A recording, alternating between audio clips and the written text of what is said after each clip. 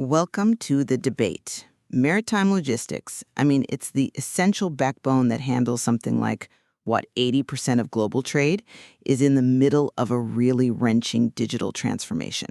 We're talking about a sector that's been, traditionally defined by just endless paperwork, manual handoffs, and processes that can involve upwards of 30 different parties for a single shipment. The push now is toward these highly integrated platforms, like the Maritime single window and port community systems. And at the very heart of that push is the promise of blockchain technology. Exactly. Blockchain is being championed as this foundational driver, the thing that guarantees data security, trust, and transparency, all needed to manage this incredible complexity. But the adoption has been, sluggish and difficult. So the question we're exploring is critical.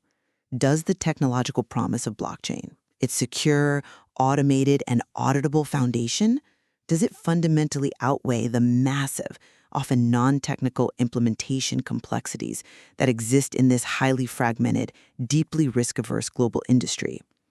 I argue that it is not just essential, but frankly non-negotiable for building the resilient, ethical smart ports that we need for Industry 5.0. I'm going to have to challenge that optimism.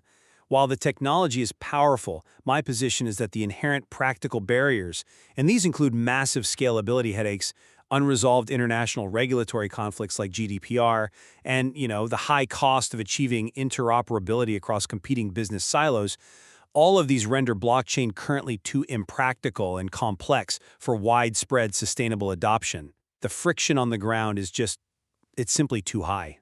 My core thesis is that blockchain provides the verifiable, shared records and the automation capabilities, what we call smart contracts, that are necessary to finally overcome the chronic inefficiency, fraud, and the fundamental lack of trust that's been plaguing traditional B2B and B2G maritime exchanges for decades. Okay, but what specifically convinces you that this technology is the solution rather than just another layer of complexity? Well, look at the economics. The cost efficiencies are too significant to ignore. A single digital document like CargoX's electronic bill of lading, the EBL, costs around $15. Now, you compare that to the administrative costs of traditional paper processes, which can represent up to 15% of the total value of the cargo itself. We're talking about saving billions industry-wide. Furthermore, blockchain is the engine of the smart port. Smart contracts allow us to automate complex processes that used to require countless human intermediaries. Think of the payment for goods being automatically triggered the second a container sensor confirms the delivery conditions have been met. It's literally putting the traditional logistic layers out of business, in theory. Precisely. This elimination of human delays and the non-alterability of records, these are the foundational elements we need for growth and resilience. And the efficiency gains are already proven. Ports like Singapore have achieved customs clearance times under 10 minutes. 10 minutes, down from the 2-day process that used to be the industry standard. This is the global benchmark we need to hit by 2025. That is a compelling benchmark, but focusing solely on the technical potential ignores a very harsh market reality. The foundational barriers are organizational, cultural, and regulatory, and they create a friction that often negates even the most promising technical benefits. The TradeLens platform is really the cautionary tale here. TradeLens, the joint venture between Maersk and IBM, a huge investment in the technology. It was certainly a very visible failure. Yes, it was discontinued in the first quarter of 2023. This was a platform handling over 20 million transactions a month. It was technically robust, and yet it failed. It failed because of a critical lack of adoption and a faulty business model, not because the technology, the blockchain, didn't work. The failure was one of governance and competitive market failure. It proved that if key rivals like Costco and CMA-CGM won't join a platform, then even the biggest players cannot force decentralization to work. But doesn't that simply confirm that the technology was ahead of the industry's willingness to govern it? Respectfully, using TradeLens as evidence of blockchain failure feels a bit like citing the dot-com bubble as proof the internet wouldn't work. The potential remains, even if the initial business execution was flawed. It proves that potential is insufficient. This sector is profoundly risk-averse. It's traditional. We have studies showing resistance from up to 40% of small ship owners due to a lack of training and the high implementation costs. And I'm talking about the costs of building out hardware, integrating proprietary software, and staff capacity building. Without standardization and universal buy-in, those theoretical advantages just become too costly and too complicated for the majority of the market to realize. I have to push back on that idea, particularly when it comes to data integrity, which is absolutely central to building trust in any supply chain. Blockchain's distributed immutable record is the ultimate tool against the fraudulent activities that cost the industry billions annually, forged bills of lading or false declarations of cargo. The non-tamperable chain guarantees end-to-end traceability. I'm going to challenge the premise of that guarantee. The idea that immutability is some kind of silver bullet overlooks where the real risk lies, which is the point of entry. How so? Well, immutability is only as strong as the initial data input mechanism. If a sensor is compromised, or if inaccurate data is entered manually, say false labels or corrupted information about a container's location or temperature, that erroneous, fraudulent data is then permanently and irreversibly sealed on the chain. So blockchain becomes a secure, decentralized repository for bad information. It's garbage in, garbage out, but with the added risk that the garbage is now stamped with a verifiable seal of authenticity. But that relies on a crucial assumption, that the existing paper-based system is somehow more reliable at the point of input. And that's simply not true. We're solving a different problem. Blockchain dramatically increases accountability. Take the Port of Shanghai. They detected 500 fraudulent containers using blockchain in 1 year. That demonstrated a 30% increase in security. That's hundreds of millions of dollars of fraud prevented.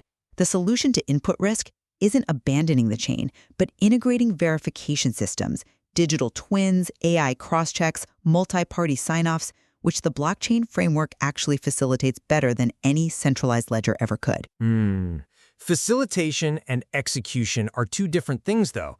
We're talking about real-time, high-frequency data from thousands of vessels and containers. It's hard to imagine integrating AI verification before the data is logged across numerous competing chains while still maintaining high operational speed.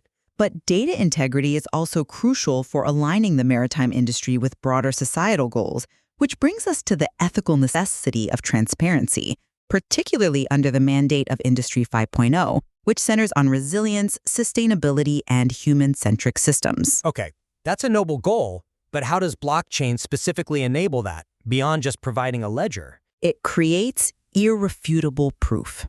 Blockchain is crucial for tracking carbon footprints, for certifying green fuels, for ensuring environmental compliance.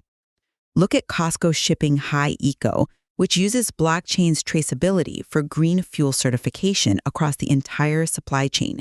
When I say well to wake, I mean tracking the fuel from its origin point, the well, all the way through to consumption by the vessel, the wake.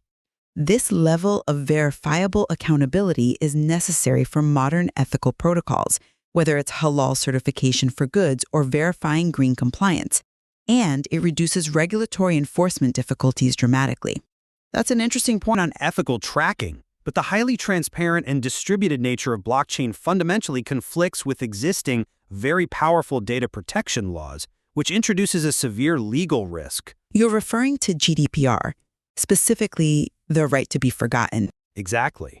The EU's General Data Protection Regulation grants users the right to request the deletion of their personal data. But blockchain's core technical principle, immutability, means that once data is recorded and hashed across thousands of distributed nodes, satisfying that deletion request is functionally impossible. You can't just unhash the data or erase the record from the chain without destroying the entire ledger's integrity. I agree the technical tension is profound, but are we not seeing solutions emerge? Private permissioned chains can restrict access and potentially encrypt personal data pointers, so only the encrypted hash remains publicly visible. Or developers are working on complex zero-knowledge proofs that verify compliance without revealing the underlying sensitive data. But that's a technical workaround that fundamentally compromises the system.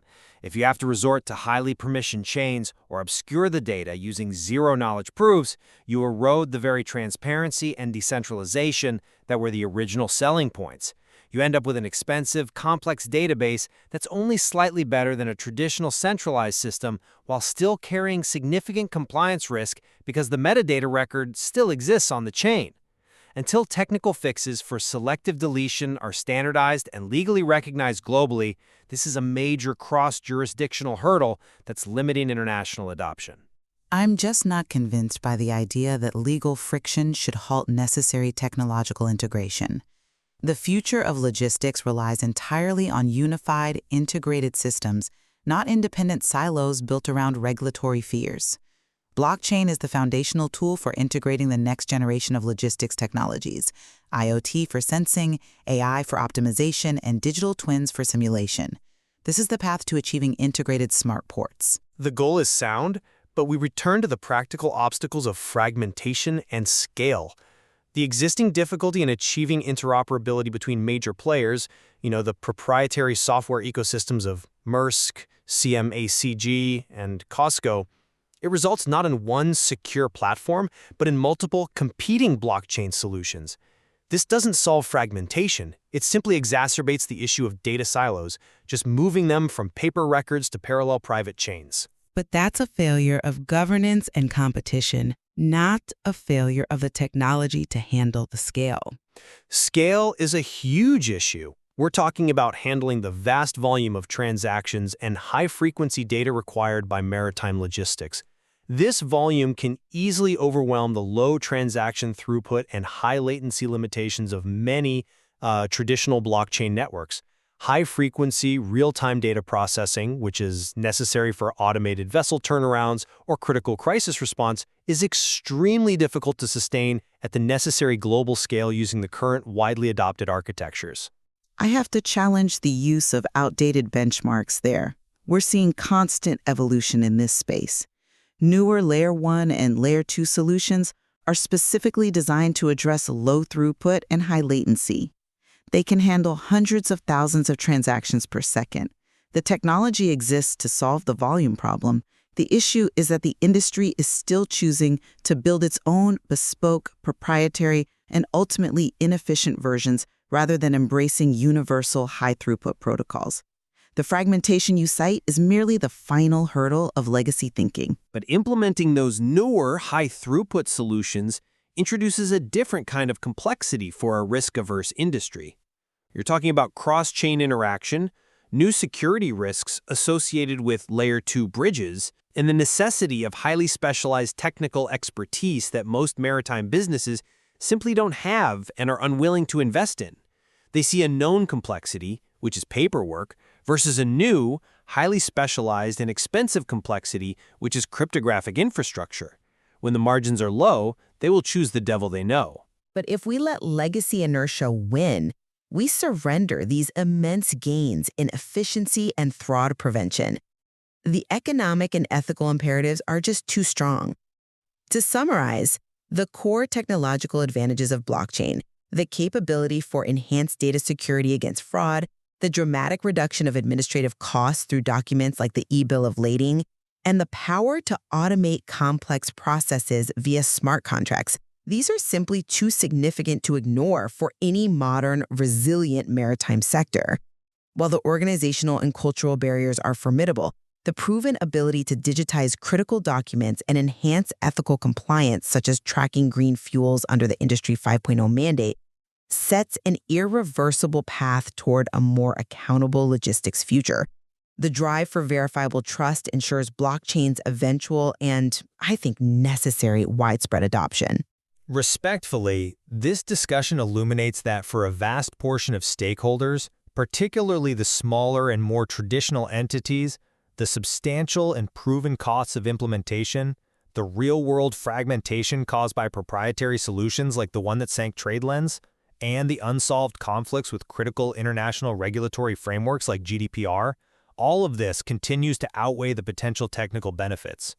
Until the industry mandates a standardized architecture, provides verifiable economic case studies beyond just pilot programs, and resolves these non-technical issues of organizational resistance and regulatory compliance, blockchain remains a complex technological promise rather than a viable, universally adopted solution for global maritime logistics. Ultimately, whether blockchain takes hold in ports comes down to a choice. Does the shipping industry finally move past its old habits, establishing the necessary governance structures to support true decentralization?